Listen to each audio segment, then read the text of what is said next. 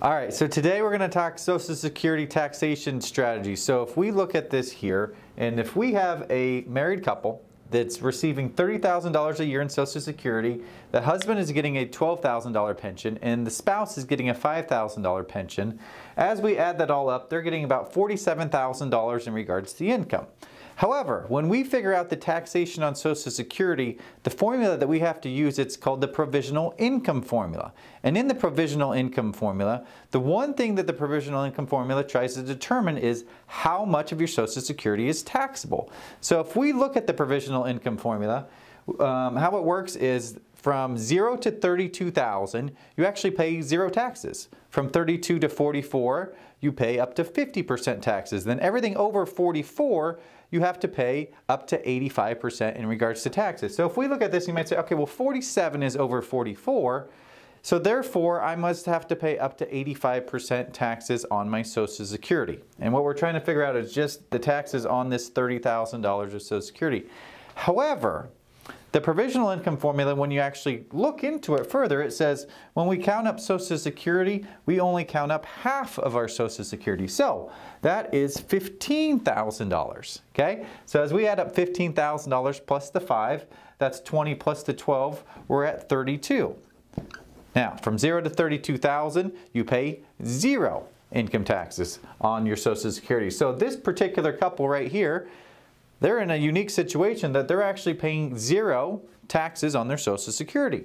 If we go over here on the ordinary income taxation side, that's this other $17,000. So if we talk $17,000 over here, then we got to figure out, all right, well, on the ordinary income taxation side, how much of that is taxable? So based on 2020 numbers, right now we can get up to $24,800 as joint standard deduction, so you get $12,400 per person.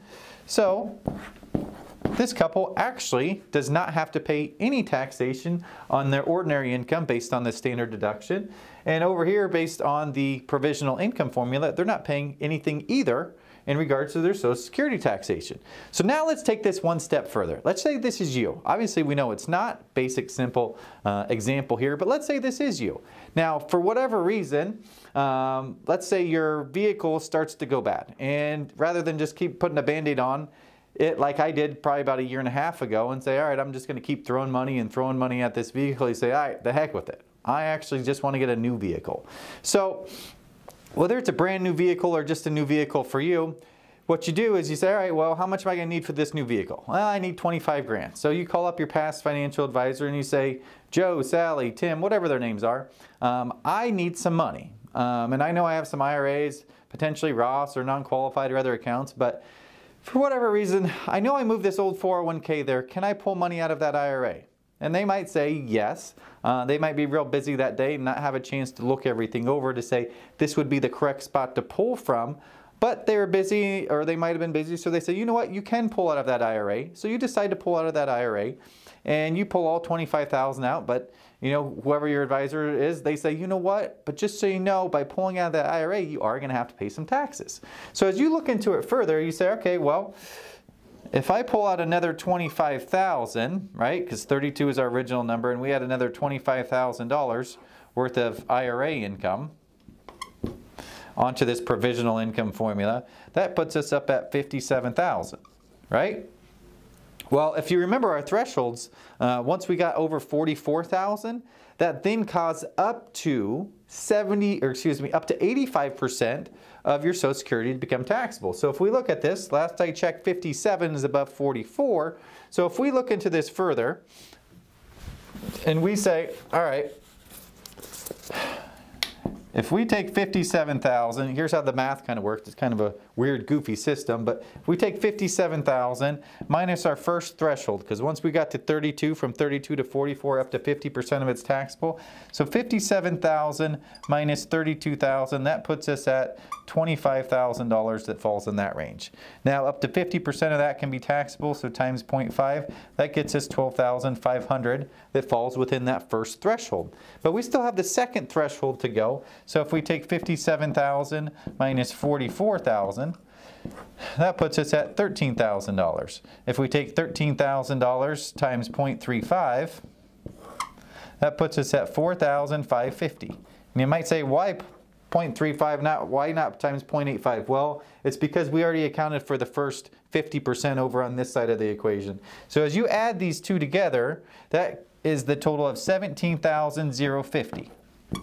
So you might say, well, Brett, what does this $17,050 represent?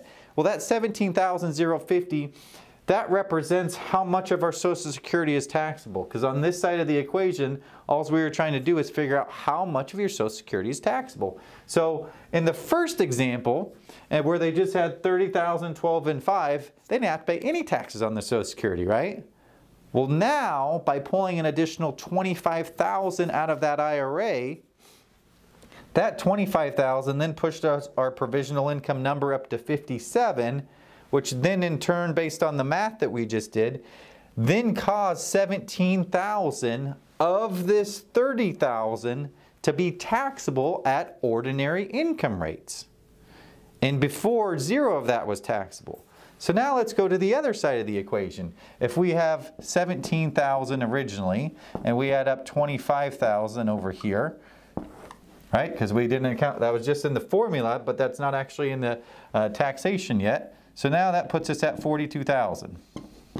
If we take $42,000 minus our $24,800 worth of deductions, that gets us at $17,200. So that's the amount of money that we have to pay taxes on over here on the ordinary income side. So now what do we got to do? We got to add those two together. So if we take $17,200 plus the $17,050, that is $34,250. You might say, what? Brett, what does that represent? Well, what that represents is that's the amount of income that you now have to pay taxes on. You might say, well, hold on. I only pulled out $25,000. You're correct. You only did pull out $25,000 out of that IRA. However, by pulling that money out of that IRA, that then caused your Social Security to be taxable. So big picture, moral of the story, by pulling that $25,000 out, you now have to pay taxes on $34,250. Surprise! So unfortunately, that's not what a lot of people like to hear, but that's one good reason why you want to have somebody that actually knows how to use these Social Security calculations and tax calculations as you look at your overall planning. All right, that'll wrap it up. That's Social Security taxation for you.